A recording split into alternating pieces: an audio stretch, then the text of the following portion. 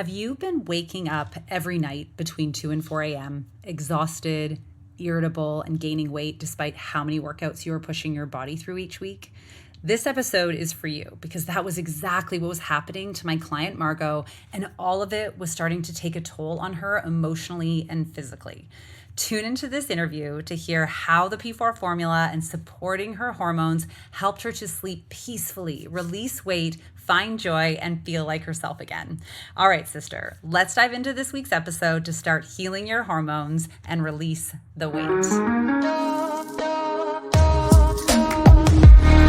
What's up, sisters? Welcome to the Period Whisperer podcast. I'm Bria. I'm your host. If you're new, I'm so happy you are here. I'm your perimenopause and menopause sister, your holistic trainer, hormone specialist, translator of your female body. I'm a recovering people pleaser and hustle addict turned body whisperer and hormone decoder. And I am here to help you de-stress your body, decode what it is saying, become the CEO of it, and own your own health, energy, and weight loss again.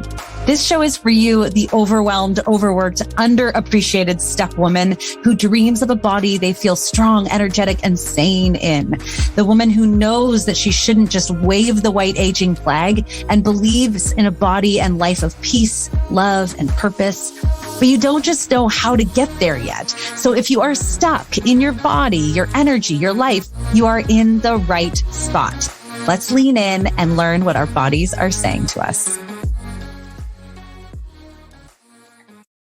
Hey there, sisters. Welcome to a very exciting episode of the Period Whisperer podcast. I mean, I always say they're exciting. That's because I'm always so excited to do them. But this is sort of one of a few part series where I really wanted to bring on real women. You've all heard my story. I wanted to bring on real women who are going through this midlife shenanigans like the rest of us, and share what it's been like for them, where they were feeling, what it's been like to go through like the P4 formula and really just the healing of their hormones and what that has meant, if that has changed anything, and how that has felt. So today I have an amazing client of mine, Margo, on to share some of her story. I won't steal her thunder here, but when Margo and I met, she was working 2 jobs, she has kids. I mean, she's in midlife. Her story is so much like many of ours, struggling with how she feels in her body, struggling with energy, struggling with sleep, all those things, no matter what we did. So welcome, Margo, to the Period Whisperer podcast. I'm so grateful and happy that you are here. Perimenopause weight loss myth number 1 through 6. You are just getting older. You need to accept it. You would have to work out every day and cut your calories way back and be miserable. And if you really want to release weight, it's going to be harder than it was in your 20s. Sister, that is not the truth, but here is the truth. All you need to be successful in weight release during perimenopause and menopause is to understand how this major hormonal shift impacts your metabolism. Eliminate the inflammation that is causing most of your symptoms, optimize your hormones, and commit to habits that work with your hormones. And don't worry, it's easier than you think, I can promise you that. So I created a brand new signature course called Midlife Mojo to guide you through each of these 4 simple steps and get you releasing the weight so you can get back in control of your body and thrive in perimenopause and beyond. You can go on vacations, you can enjoy the holidays, you can tackle your big dreams and even bigger to-do lists, no matter what number you're turning this birthday, and have the confidence that the scale will only be moving in the direction that you want. It is a 12-week course that we will commit to together, and it is designed to get you out of that hormonal chaos, including mood swings, night sweats, and heavy periods, eliminate and heal inflammation in your body. That means no more bloating, brain fog, exhaustion, and cravings. Optimize your hormones, bring on that energy, and shift you into fat burning mode. Hello results, so you will release the weight. And guess what? I am guaranteeing it. I have worked with enough women in perimenopause struggling to release weight and feel better, as well as my own 15-pound weight gain and loss, that I know this is a proven system. When you show up and follow through, you will get results. I promise. Or I'll give you your money back. Now, space is limited because our results are critical, and doors open on Sunday, August 20th. So mark your calendars for VIP early access, which means anyone on the VIP waitlist will get first access and early bird pricing. All you need to do is sign up right now at briatheperiodwhisperer.com/midlife-mojo-waitlist. Here it is again, briatheperiodwhisperer.com/midlife-mojo-waitlist. And it's in the show notes below. So pause this episode. I won't mind. I will wait right now and get on the VIP waitlist so you can be the first to get the details on my brand new signature program where I am guaranteeing results. Am I crazy? No, I'm not. Because here is what I know about women like us. When we invest in ourselves, like paying for this course, and we have skin in the game, like knowing that our results are guaranteed if we follow the process step by step, then we show up. We go all in. And I have a 100% success ratio on my clients who go all in. If I know anything about helping women release weight from 12 years of experience, it's that September, when fall comes and school starts, September is like our Super Bowl time for progress, commitment, and change. So go right now, get on the wait list so you do not miss the early bird pricing. Share it with your girlfriends, sisters, anyone you know who is struggling to feel good in perimenopause. Perimenopause will transform you if you let it, or it will lock your feet in concrete. Let's transform, sister. Get on the wait list now. Heal your hormones, release the weight. Oh, Bria, thank you so much for having me. Yay. So why don't we first talk a little bit about you and your life? I kind of did a little spoiler on there, but what is life like? What was it like when we met?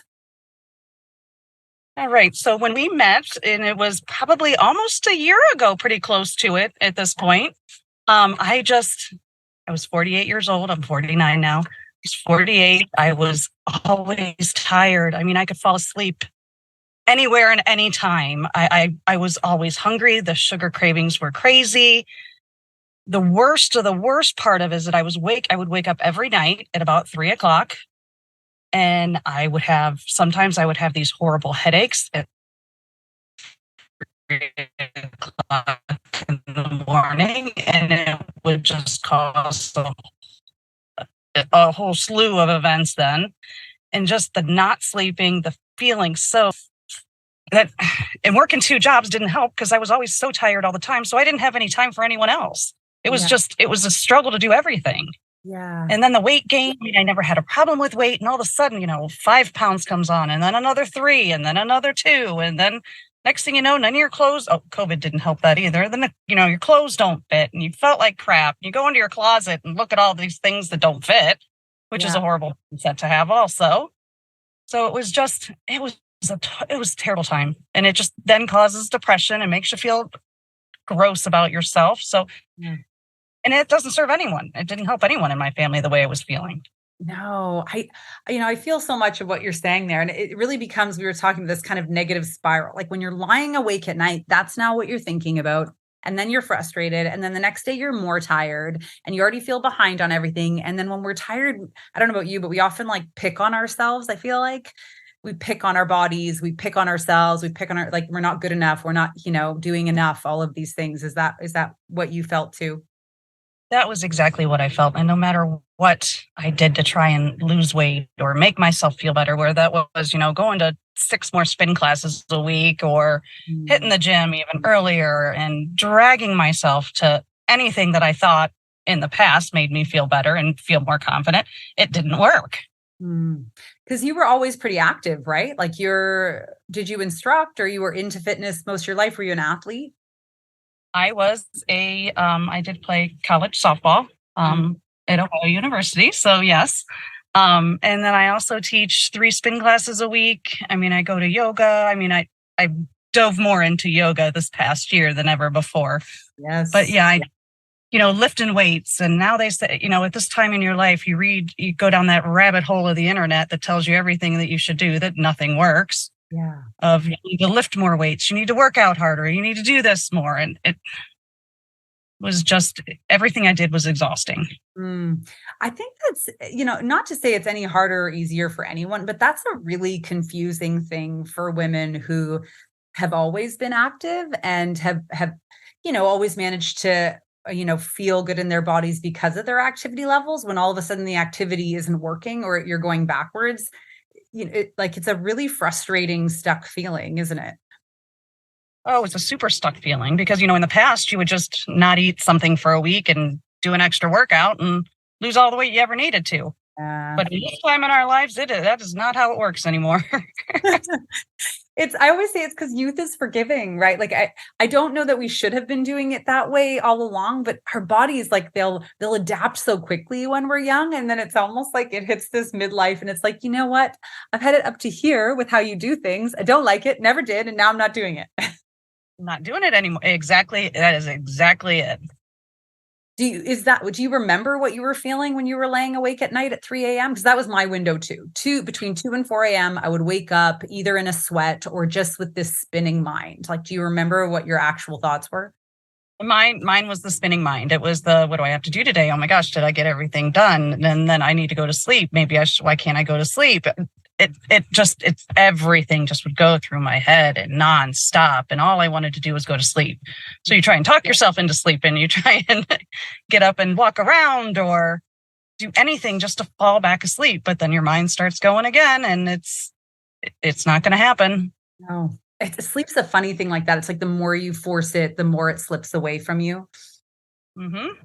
It's like when someone's too desperately trying to get someone else, it like repels. I think when you're desperately trying to get sleep, it somehow is repellent to you. Exactly. It was that 3 o'clock waking up stuff was awful. That was probably the worst of the whole symptoms I had. Yeah. And now I sleep through the night. I don't even wake up at 3 o'clock. I haven't woke up for probably 6-7 months now. Oh my God, that's so amazing. Okay, so I want to get into that piece there because I think obviously we know that's massive. Like for me also when sleep started going, I knew that was it. I couldn't survive anymore. But so I love how you talked about, what you tried was going back, doing more workouts, cutting out certain like foods for a week or so. Was there anything else you had tried to feel better? Not much of anything else. No, not until I really started, doing some research, and then I found you, and that's where I started. So there wasn't really very much else that I tried.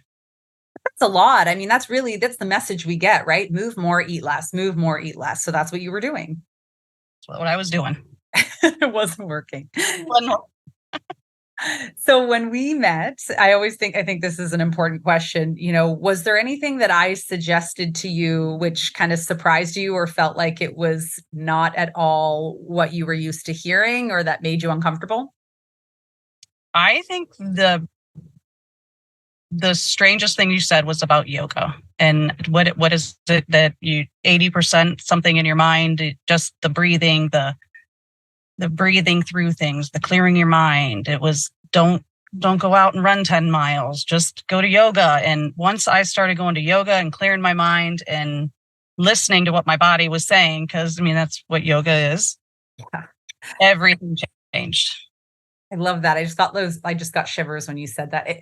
I think the stat is 15 minutes of conscious breathing, which is really, yoga does two things. It creates that conscious breath, but it also really releases the stress that's pent up in our muscles. But 15 minutes of conscious breathing will reduce hormone imbalance by 47%. And 30 minutes will reduce it by 60%. 60% just by breathing and gently moving. And most of us who are so used to moving to feel better, it's really hard for us to just sit and meditate. And that's where I think yoga can be so powerful because we still get movement and we still get functionality. But we still kind of get stuck in that moment of thinking like, this is not enough. I'm wasting my time. Did you ever feel like that? Absolutely. Absolutely. Absolutely. Oh my gosh, I'm not sweating enough. Oh, my heart rate's not up high enough. Oh, am I in the heart rate zone where it should be? Oh no. Yeah. So many things instead of just clearing everything, holding the poses, clearing your mind. let your mind wander through those hard poses and all that. Yoga is so wonderful. The one thing, so I went through a very similar experience. It was like, so I'm not supposed to be working out right now. Like once I understood that the fitness really kind of drove up that cortisol, making our hormone imbalance worse, making us store fat, making our bodies work harder and wake up at night. Moving into yoga it was such a mind mess where everything you were saying there, where you're like, this isn't enough. I'm not sweating enough. My heart rate's not enough. Like it feels like a big waste of time when you're already so busy in midlife. But the one thing that always stuck with me was, do I know a single yogi or meditator that is complaining about sleep, how they feel in their body, unexplained weight gain, gut health issues? And I could never find a single one. Have you? I have not found one of those either. So I feel like that has got to be our proof. When you don't know, when you don't want to believe it, when it seems like it's against what you're doing, then you can look for proof in the people around you. Like, is this okay? This is what they're doing. I guess it's possible. We can follow through. Was there anything else I suggested that surprised you, or that was the main one for you? That was the main one for me, and then yoga also, I think, because you're sitting there by yourself with your own thoughts, your own mind, it also gives you that permission that you always talk about so much, giving yourself that permission to put yourself first. Mm-hmm. So when you're there by yourself in just your own mind, you get that permission from yourself also, which I do love that. Yeah, I totally agree. And you start to kind of really address the things that come up, right? You're like, oh, this is what's bugging me. This is what's really happening here. Yes. So no, the other thing you always talk about is giving yourself that permission to put yourself first. You don't have to get up at 5 o'clock in the morning because that's when you're supposed to go work out, because it doesn't disrupt your family or anything. It's just now at this age, it's time. It's okay to put me a little bit ahead of people, of the rest of, put myself first instead of always putting it on the back burner and always putting everyone else first and doing everything for the family and doing everything. So it's just that permission is big. Yeah, I'm so glad. So the permission is part of the P4 formula, as well as like reducing inflammation through movement, where the yoga comes in. But I think we get confused as women where, of course, we're going to prioritize our kids. They matter. But I think it's unfortunate that we have to get to the point where our needs are so unmet for us to recognize that these are needs, like sleep is a need, gentle movement, permission to prioritize ourselves are needs and not just wants of like self-care wants where we're just loving on ourselves.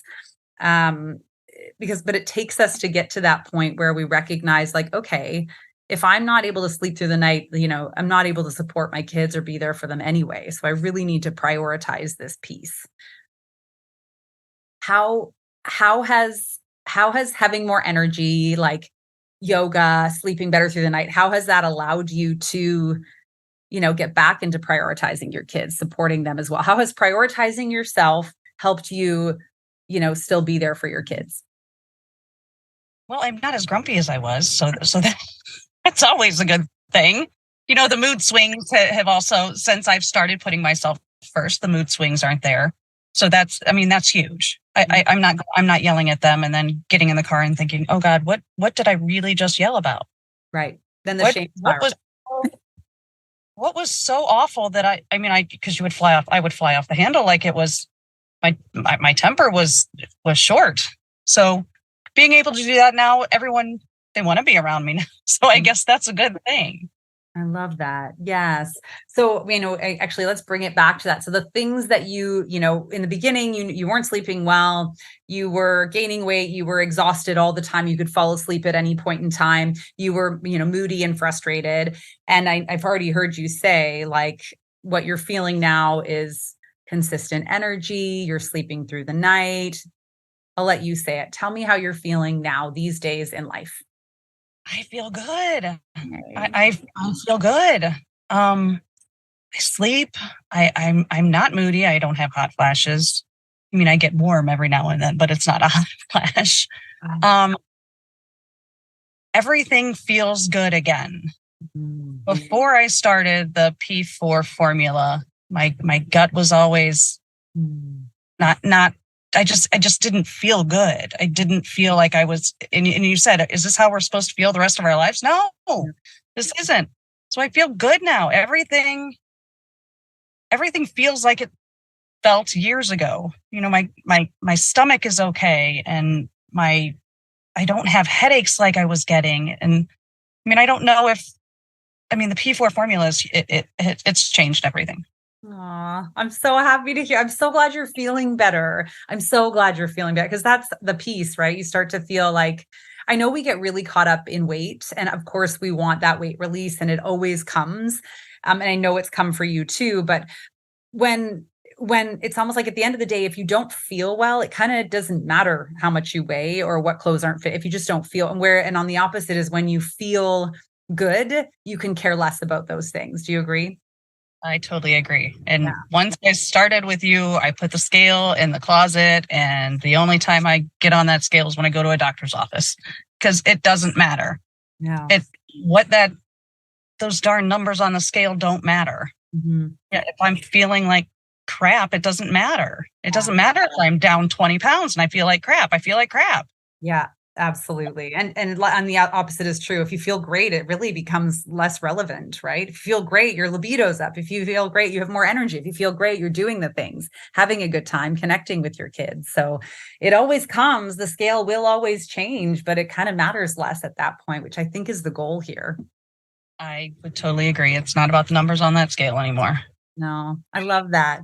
So, okay, Margo, last question. What do you think women going through this hormonal shift really need to know? If you could share just like one key thing. Well, I would say the one key thing that changed for me was the dietary things. The P4 formula has you cut out a number of the inflammatory foods. And once I started doing that, that's when everything changed. So I would tell all these women, follow the P4 formula and just stick to it. Because and at first you think, I can't cut out all that stuff. Come on. I remember listening to you thinking, Bria, I'm gonna cut out bread and dairy. But then you just don't miss it after a while. And it's not a forever thing, right? Like, it's just a healing piece. You said you'll still sometimes have things now, and you get to recognize how they feel. I do. And I'll have things that I haven't had it. And I'm like, oh, well, that didn't feel good. And it's not making me feel good. So now I know, don't order a large ice cream cone anymore. Just a little. It's the smallest fine. Sometimes that doesn't do it. I love that. But yeah. And what else I love about everything that you do is it's not I've, let's say, fallen off the wagon more than a few times. And I remember talking to you a while ago when I was like, oh boy, what happens when we fall off the wagon? Mm-hmm. You said you just start again. You don't set yourself back by just changing things, but you just realize what's good and bad for yourself. You don't have to start all over again. That's not what this is. No, I love that. Because I remember saying, oh, I really messed up this week and I feel like crap because I did all the things that I shouldn't have done. And you said, it's okay. Just start again. It's not, you're not setting yourself back 2 weeks to come back another week. It's more of a change for the good. Yeah. And I hope the world, like you, I'm the same. Like, I absolutely have days where, I eat things that piss my body off, and, you're like, okay, good to know. Sometimes you're like, well, it was worth it. And sometimes it's not, but it's understood. Like, I think you have to really calm this chaos before you can actually hear what bothers your body. Because there's things that we do consume which are inflammatory that don't bother us. And then you can get to pick and choose what's worth it for you and what's not. And it really is that, that process of really embodying yourself, knowing yourself, taking that time. And I think you really got that when you dug into that kind of permission to prioritize yourself. I love that. Yeah, you really got to listen to what your body's saying. That's one of the main things that I learned through this is, if I feel awful tomorrow, what did I eat yesterday that made me feel like crap?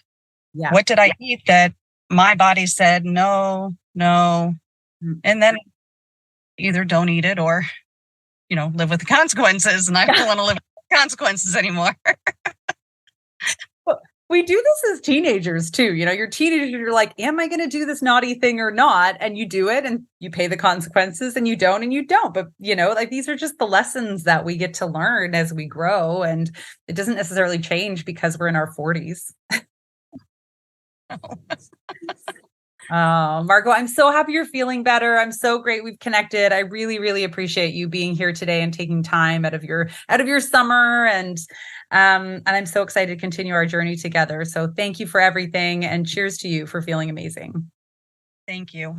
Thank you. All right, sisters, go out, be more in your life and not just less on a scale. You heard it from Margo. She gets you. She knows you. She is you. And we'll catch you next time. Thank you so much for joining me on the Period Whisperer podcast. I want to encourage you to reach out to me directly and message me if there are topics or things you're struggling with so we can address those right where you are at. And of course, if you loved this episode, if you learned something, make sure to share it with your friends and please rate and review it wherever you get your podcasts.